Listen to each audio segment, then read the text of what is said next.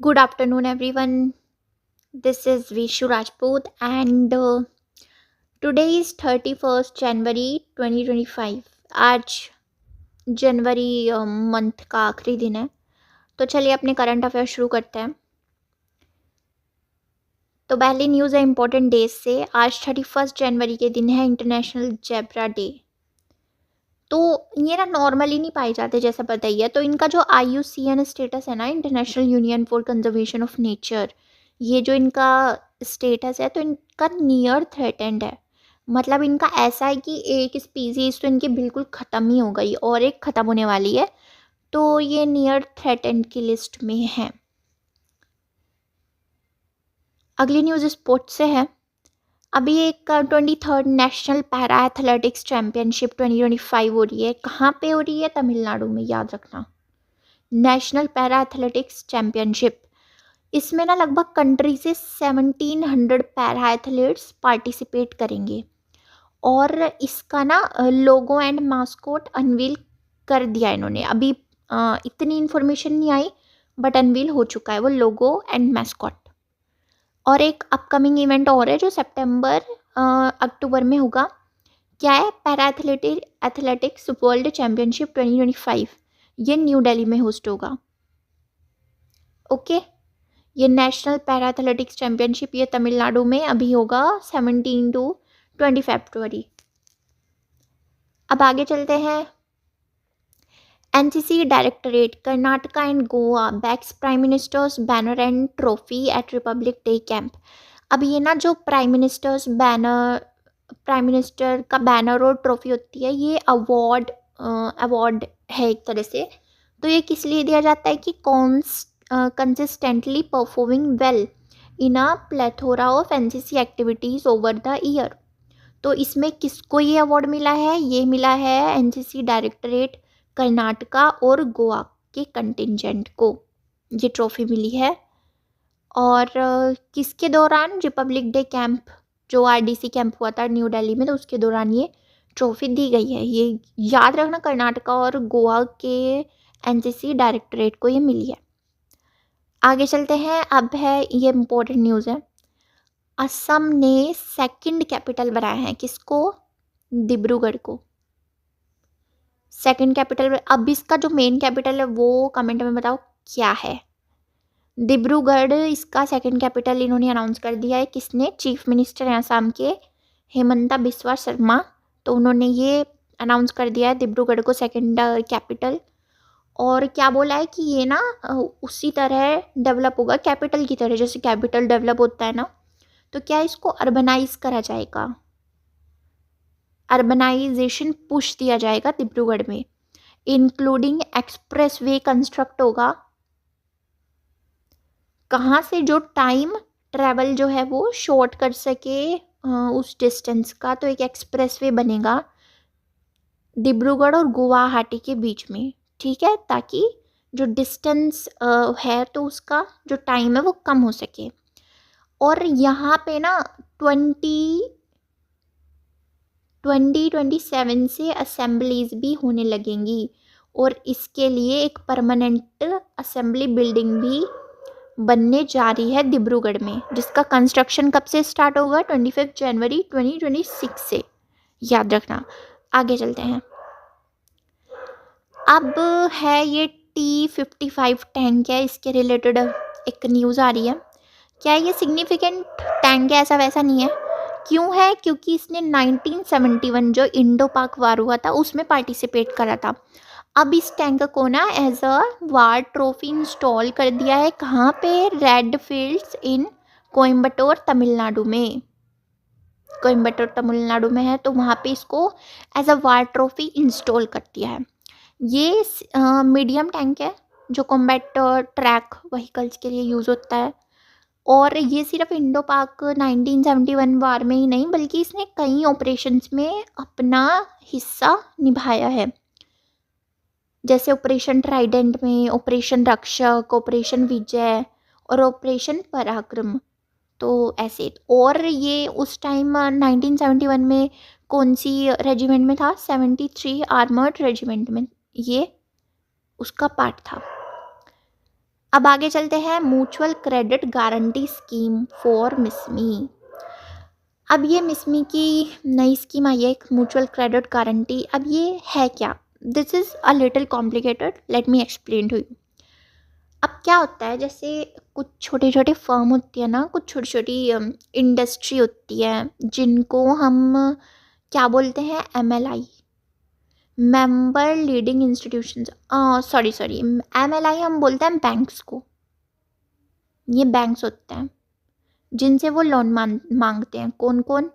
जो छोटी छोटी कंपनीज होती हैं ना, जैसे Mishmi micro small and medium enterprises. तो अगर कुछ बनाना है, मान लो किसी को, जैसे मच्छर मारने वाला बैट होता है ना, मान लो वो बनाना है किसी को, तो उसके लिए हमने एक फर्म एस्टेब्लिश करा। तो हम बैंक के पास गए लोन के लिए कि भाई हमें अपनी कंपनी है जो सेटअप करनी है, तो हमें लोन दे दो। अब बैंक क्या बोलेगा कि कोलेट्रल रखो, मतलब कुछ गारंटी रखवाते हैं ना, किसी ज़मीन के पेपर्स या कुछ भी रखवा लेते हैं। तो बैंक बोलेगा कोलेट्रल रखो, तो अब उसके पास तो है नहीं। तो गवर्नमेंट ने क्या निकाली है, म्यूचुअल क्रेडिट गारंटी स्कीम निकाली है कि जैसे छोटे छोटे जो एंटरप्राइजेज हैं, तो वो इस्टेब्लिश होना चाहते हैं और लोन के लिए बैंक के पास जाते हैं। तो बैंक कोलेट्रल मांगता है, पर उनके पास है नहीं कुछ रखने को। तो क्या है कि गवर्नमेंट उनका बैक सपोर्ट करती है और गवर्नमेंट बोलती है कि जी भाई इसको लोन दे दो और हम गारंटी लेते हैं इसकी। और ये उन पे कोई एहसान नहीं कर रही है, इसका ना एक प्रॉपर टाइम दिया गया है कि अगर देखो ये बहुत छोटा है, पर लिख रहा है कि अगर 50 करोड़ का लोन है ना, तो उसके लिए 8 साल दिए जाएंगे उसको चुकाने के लिए। तो गवर्नमेंट ना इस पे कोई एहसान नहीं कर रही है, इसको भी इन एंटरप्राइजेस को भी टाइम देती है कि अगर 50 करोड़ का लोन है तो उसको 8 साल दिए जाएंगे। और अगर उससे ज़्यादा का है ना, 50 करोड़ से ज़्यादा का है, तो फिर आपस में बातचीत कर लेते हैं कि हाँ जी ऐसे ऐसे हम ऐसे ऐसे वापस करेंगे और इतने सालों में कर देंगे। तो वो बैंक और जो एंटरप्राइज है वो आपस में बात कर लेते हैं। तो ठीक है, अब इसके बारे में पढ़ते हैं। The scheme which is called mutual credit guarantee scheme for MSME will extend credit guarantee coverage to lending institutions for credit facilities of up to ₹100 crore.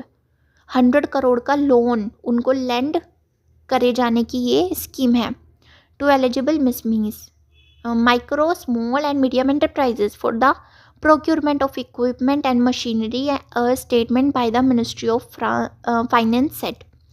अब इसमें क्या है, इसमें ना मतलब कि जो एंटरप्राइजेज है ना, ऐसे नहीं कि किसी को भी दे देगी गवर्नमेंट, नहीं, किसी का भी सपोर्ट नहीं लेगी। इसमें क्या हमें दिखाना पड़ता है कि जी इक्विपमेंट और जो मशीनरी है ना, वो 75%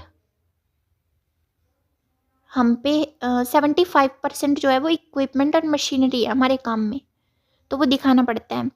and the scheme aims at providing 60% guarantee coverage by national credit guarantee trust company limited.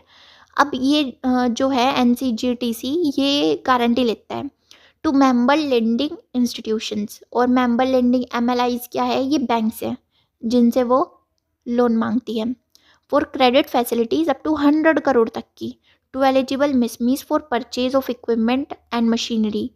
जो मशीनरी और इक्विपमेंट उन्हें परचेज करने होते हैं ना, और उसके लिए वो लोन लेते हैं, तो उनका बैक सपोर्ट करती है और उनकी गारंटी अब गवर्नमेंट लेगी।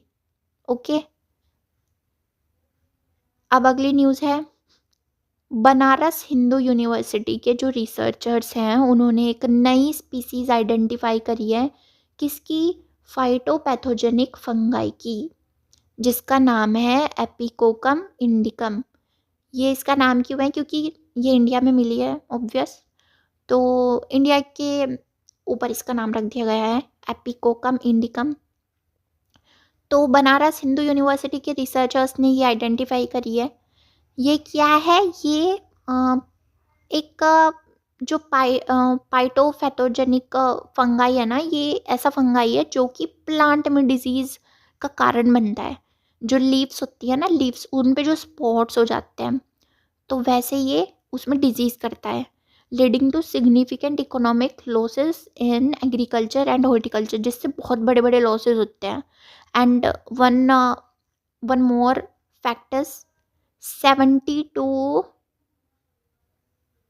80%.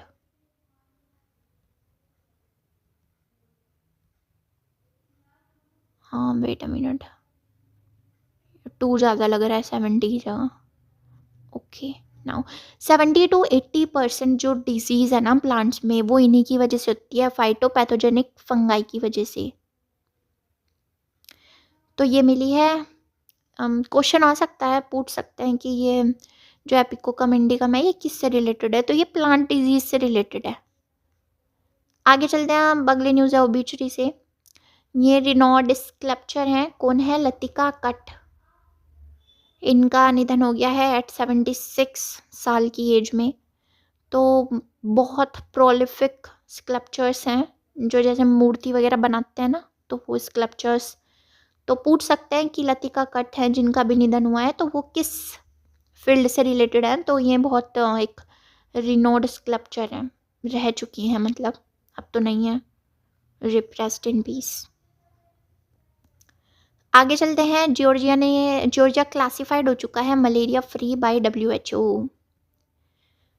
तो 45 countries and 1 territory joins the rank of 45. तो 45 कंट्रीज एंड 1 टेरिटरी ऐसे हैं जिसने मलेरिया फ्री होने का माइलस्टोन अचीव कर लिया है, और जॉर्जिया ने अब इसको ज्वाइन कर लिया है इस रैंक को. तो ये क्या है कि जब कोई कंट्री, एक चेन होती है इंडिजीनियस ट्रांसमिशन की, 3 साल की होती है, 3 कंजिक्यूटिव ईयर्स. जब 3 साल से किसी कंट्री में मलेरिया का केस नहीं आया ना, तो WHO के द्वारा वो हो जाता है सर्टिफाइड मलेरिया फ्री. हम तो नहीं हैं अभी, इंडिया तो नहीं है, बहुत सारे केसेस आते हैं मलेरिया के, पर जॉर्जिया हो चुका है, तो ये याद रखना, पूछ सकते हैं. आगे चलते हैं. अब है एक अपॉइंटमेंट से न्यूज़ है, वेदांता रिसोर्सेज. ये ना वेदांता रिसोर्सेज लिमिटेड एक ये पेरेंट ऑफ फर्म है, और ये ना अलग अलग जगह पे अपनी छोटी छोटी ऐसे कि माइनिंग कंपनीज खुली हुई है इनकी. तो अब इन्होंने क्या करा है कि अब ना इन्होंने डिमर्ज कर देंगे ये, उन जैसे अलग अलग जगह है ना इनकी कंपनीज, तो अब ये क्या करेंगे, हर कंपनी का कंट्रोलर अलग बना देंगे, इंडिजीनियसली उसको लीड करेंगे अलग अलग जगह से. तो उसके लिए ना इन्होंने एक CEO अपॉइंट की है जिनका नाम है देशनी नायडू. इनकी ये फर्स्ट CEO हैं. तो इन्होंने ये उसके लिए कि अलग अलग इंडिजीनियस उसको डिमर्ज करके और उसको इंडिजीनियस लीड करा जाए. और इनका जो हेडक्वार्टर है ना मेन, इसमें डाइवर्सिफाइड माइनिंग कंपनी का हेडक्वार्टर है, वो तो लंदन में है, UK में, यूनाइटेड किंगडम में. आगे चलते हैं. अगली न्यूज़ है, मारुति सुजुकी ने रीअपॉइंट किया है एज MD एंड CEO किसको? हिसाशी ताकेउची को. ये रीअपॉइंट हो चुके हैं as managing director and chief executive officer. अगली न्यूज़ है कि अलेक्जेंडर लुकाशेंको 7th बार बन चुके हैं बेलारूस के प्रेसिडेंट. Wow, 7th time. और ये कब से पावर में है? सिंस 1994 से ये पावर में है, और ये 7वीं बार बेलारूस के प्रेसिडेंट बन चुके हैं. बेलारूस को देखो, यहाँ देख सकते हो मैप में. चीज़ें मैप से याद करते हैं ना तो थोड़ी आसान होती हैं, मतलब याद हो जाती है एकदम.